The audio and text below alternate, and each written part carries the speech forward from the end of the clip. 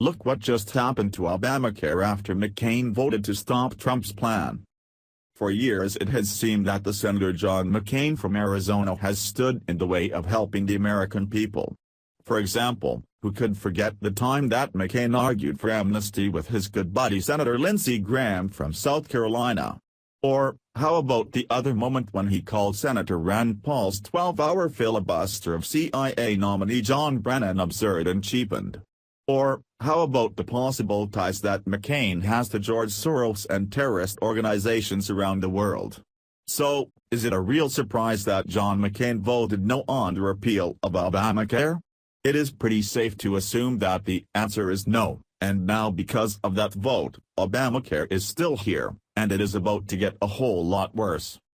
When Barack Obama sold the premise of Obamacare to the American people, he did his best to tie on the heartstrings of everyone. Obama paraded the elderly, the single moms, and individuals with tragic illnesses on stage to sell this horrible plan. Obama promised the American people that they would see a decrease in their premiums, everyone would be covered, and of course, it would be affordable. However, it did not take too long for people across the country to realize what a farce that was. During Donald Trump's campaign, he promised that he would get rid of this pox on all our houses, and he has not wasted any time in doing so. Sadly, there are those in the GOP who are standing in the way of this disastrous plan, and because of that, there are families across the country that are about to face a rude awakening.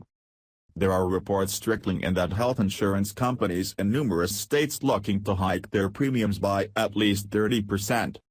Somehow that does not sound like it is affordable at all. Here is more from Fox News.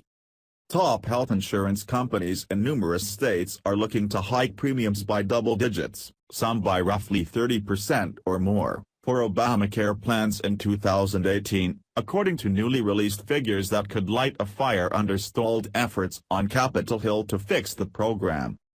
A lot of us have lost focus on the fact that the system we have doesn't work, White House Budget Director Mick Mulvaney told Fox and Friends on Wednesday, referring to the proposed premium hikes. The Wall Street Journal reported that major insurers in Idaho, West Virginia, South Carolina, Iowa, and Wyoming are pitching premium hikes averaging 30% or higher. Other states also could see double-digit hikes, including New Mexico, Tennessee, and Texas, while elsewhere, insurers are eyeing smaller increases. The requests are preliminary and could change before insurers strike 2018 agreements with federal officials in the fall. But they underscore concerns about Affordable Care Act plans becoming increasingly unaffordable, as Republicans struggle to come up with an Obamacare replacement bill that can pass Congress. Their latest legislation, the so-called skinny repeal, failed by a single vote in the Senate last week, leaving lawmakers split over whether to move on and tackle issues like tax reform or regroup and try again. President Trump is urging Republicans not to give up, and even some Democrats have started to float ideas for shoring up the law, without scrapping it. I do think it's important that they continue to work on healthcare, Mulvaney said. Obamacare is still broken. It was just as broken today as it was last week, in fact, more so.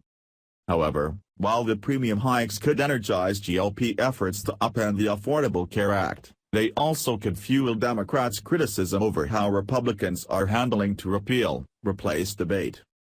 The Journal reported that insurers are concerned about Trump's threat to halt payments to the industry that in turn help brings down costs, as well as whether Republicans will continue to enforce the individual mandate to buy insurance.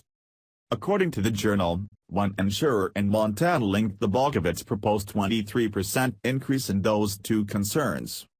For years, people have said that once this plan was implemented it would be incredibly difficult to remove, and they were right.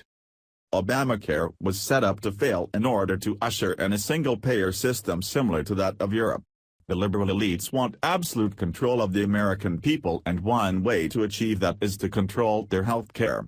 The government controls who you see, what medications you can take, and if you live or die. That was perfectly depicted in the heartbreaking case of Charlie Gard, who was essentially sentenced to death by government officials in England. This little baby's entire healthcare plan was in the hands of the government, and they, not his parents, decided what was best for him. And that is exactly what they want here, and it must be stopped before it is a reality. Rhinos such as McCain must be voted out before they can do any further damage to America. President Trump is doing what he can, but he needs help, and that is where we come in.